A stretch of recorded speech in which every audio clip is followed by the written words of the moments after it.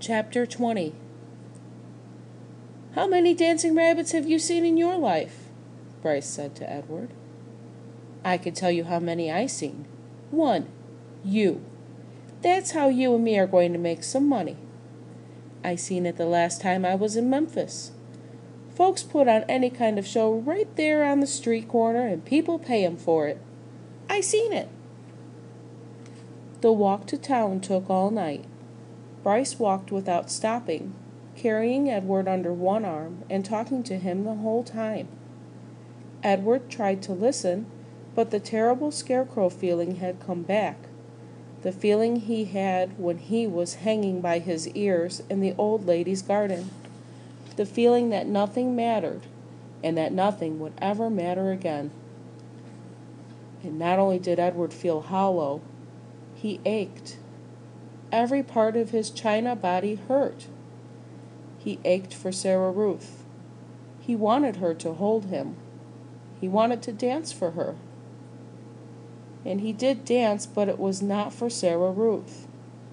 Edward danced for strangers on a dirty street corner in Memphis.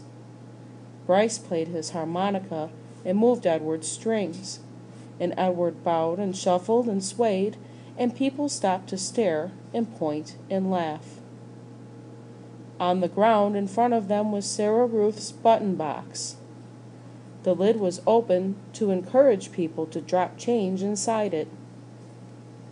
"Mama," said a small child, "look at that bunny.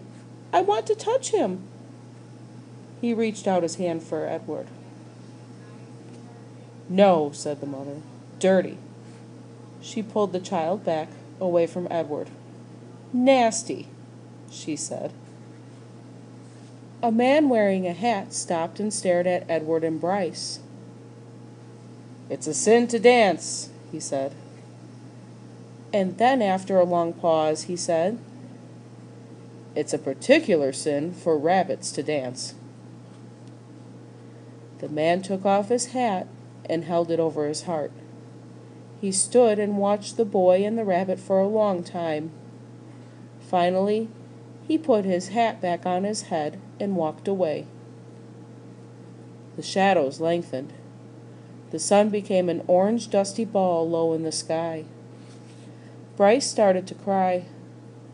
Edward saw his tears land on the pavement. But the boy did not stop playing his harmonica.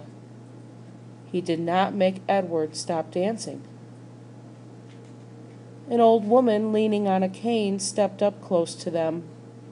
She stared at Edward with deep, dark eyes. "Pellegrina?" thought the dancing rabbit. She nodded at him. "Look at me," he said to her. His arms and legs jerked. "Look at me. You got your wish. I have learned how to love, and it's a terrible thing. I'm broken. My heart is broken. Help me." The old woman turned and hobbled away. "Come back," thought Edward. "Fix me."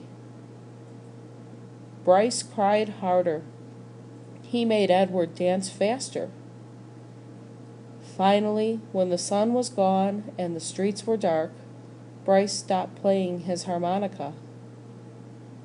"I'm done now," he said. He let Edward fall to the pavement. "I ain't gonna cry any more." Bryce wiped his nose and his eyes with the back of his hand. He picked up the button box and looked inside it. "We got us enough money to get something to eat," he said. "Come on, Jangles."